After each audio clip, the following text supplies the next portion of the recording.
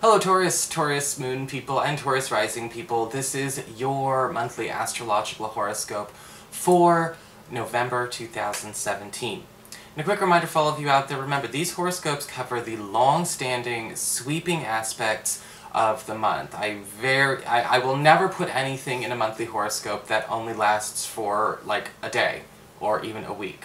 You know, everything that I talk about goes on for at least 2 weeks or longer. So if you're interested in more shorter term aspects, you know, flavor of the week, flavor of the day kind of stuff, check out your weekly horoscopes. Those are always going to be exclusively astrology in the beginning, so there's something for everybody. And of course, if you ever want to get a session with me, you can always follow the links below or go to integrativemysticism.com. So, what is going on with November anyway? Well, all month we've got Mars, planet of action, energy, and conviction, in Libra, in your 6th house of work, reputation, and your physical health and your schedule. And as I always say, whenever Mars is in a work area, we tend to have wonderful opportunities for making some extra cash, especially when it comes to overtime, getting paid more money to put more hours into existing projects, into existing schedules, into existing workloads. So everything has an opportunity to start paying more, but remember, Mars is about money made through labor, so we could be, you know, working some extra hours this month as well.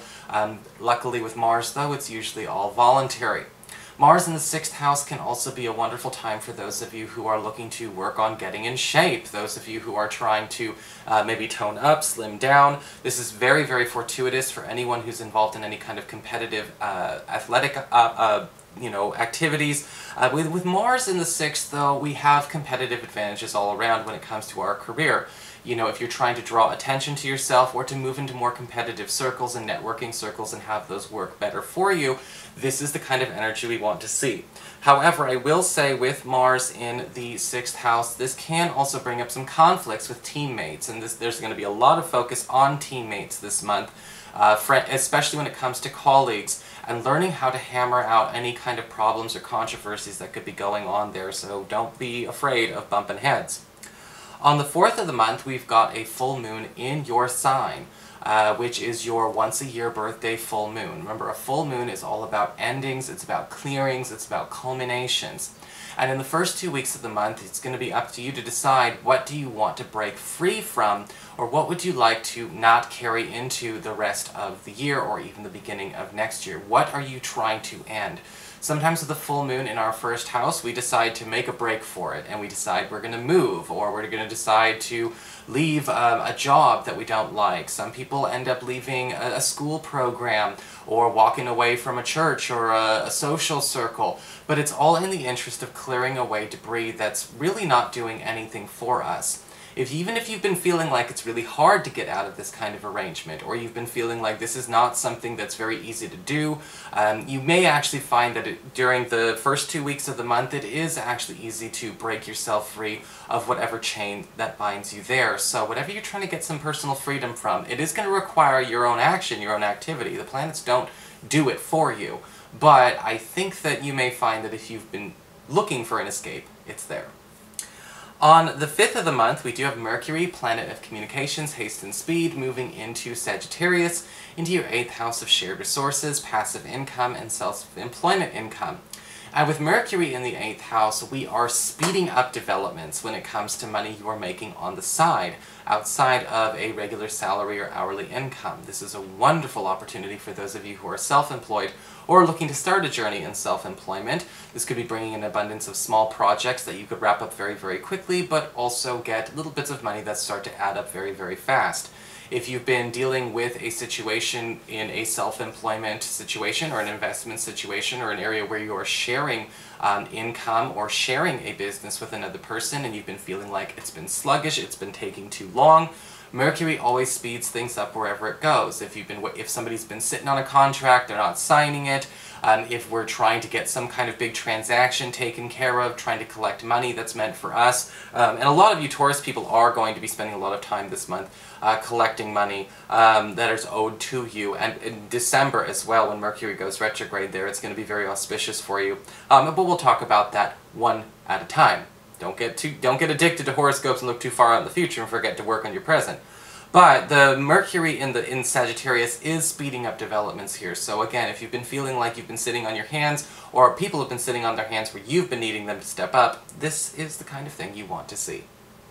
On the 7th of the month, we've got Venus, planet of love, harmony, and affection, moving into Scorpio, into your 7th house of partnerships, your closest one-on-one relationships. That's your boyfriend, girlfriend, BFF, business partner, husband, wife, alright, your roommate, all of the people you spend your closest one-on-one time with. And with Venus moving into the closest one-on-one relationship sector, we're bringing more affection into these energies here. We're bringing a lot more closeness into these relationships. Those of you who are looking for a partner for a more committed monogamous relationship are going to definitely find that this is attracting more, I guess you could say, compatible partners to you from the 7th onward towards the rest of the month. Of course, you know, it's not going to ramp up overnight, but you know what, the opportunity to actually start the dating process and again attract people that we actually do feel we are in sync with is highly more likely during this time. And remember, the 7th house is a much more mature romantic and relationship type of energy than, say, the 5th house. The 5th house is like the lovey-dovey Disney romance honeymoon kind of energy. But the 7th house is the one that talks about the relationship that's matured, the relationship that lasts the test of time, and Venus is bringing more energy to encourage that. When it comes to platonic relationships, the business partner, the BFF, the roommate, we're talking about, you know, again, an opportunity to create more closeness, to create more fun, recreation, and also to even make these relationships more profitable. If we are, especially in a roommate situation or a business situation, where we do actually have opportunities to make money together. All in all, a lovely aspect to make for a lovely month. On the 18th of the month, we have a new moon in this area, in this 7th house of partnerships. And you may be noticing a new partnership or a new commitment opportunity again, yes, actually being offered to you between the 18th and the end of the month. This could actually be somebody that you're dating, deciding that they want to become a monogamous partner, or if you've been waiting for the right time, the last 2 weeks of the month do seem very, very promising. You know, again, it's all about knowing when to time your moves. That's what horoscopes are really for. And with this new moon as well, what we tend to see is that we are, again, drawing a new opportunity for possibly even a new partner, or a new, a new business partner, or even a new BFF to kind of join our inner circle. We're expanding the core of your tightest team this month. That is kind of the big thing that you got to pay attention to, Taurus. And, you know, we're expanding the core of your strongest support system. On the 21st of the month, we've got the Sun moving into Sagittarius, into that 8th house of shared resources and passive income. And with the Sun in this area, the Sun is talking about getting more out of this, but also getting more out of the intimate side of the 8th house as well. When we talk about the Sun, it's about healing, it's about fertility, but it's also about getting things to come into a bigger focus and to work better. It's trying to fix anything, get all the kinks and wrinkles out of something. And so if we've been feeling any kind of holdups, again, Mercury's already there speeding up all developments when it comes to your finances, when it comes to your finances related to your investments, debts and loans, as well as any kind of money you're getting on the side. Well, the Sun is starting to increase the yield from it. So we could be selling bigger ticket items. We may be noticing we're getting more affluent customers. On the intimate side of things, we may be finding more time to, you know, actually have the intimate time or the privacy, or even the activity, or the, you know, improve the intimate communications between us and a romantic partner. A very, very sweet energy with the Sun in the 8th house. And again, that's going from the 21st of this month all the way up until the 3rd week of December. Finally, we've got Neptune turning direct in your 11th house of friendships, in social networking. And when Neptune is retrograde for almost 6 months, you know, Neptune retrograde is a very interesting kind of energy because it reveals secrets, it pulls things out from behind the scenes. And with Neptune retrograde, say, in a natal chart, it can make a person seem very suspicious. They're, you know, they tend to overshare, and sometimes they have a tendency to maybe make too much public knowledge when they should probably learn to keep things more discreet. And you may be actually getting you may have been actually accruing a lot of information when it comes to friends. You may have been having some issues where, you know, secrets are coming out about how certain friends behave, how certain friends feel, how certain friends think. And, you know, sometimes it can be kind of hard to have trust with Neptune retrograde because, you know, it's like when you know what somebody's thinking all the time, or you have all of these things come out in the open, we can't really tell if we're in a good spot or we're in a bad spot. And again, that makes us all the more suspicious. The important thing is, though, with Neptune retrograde is you're seeing people's true nature. You've been seeing people's true nature, you know who's true blue, and you know who's a fair weather friend. Neptune turning direct, though, is an opportunity to start working on healing and bringing more, I guess you could say, love and more connectivity and more creativity and more intellectual stimulation to the friendships that may have been a bit challenged by all the information overshare of the last 5 months.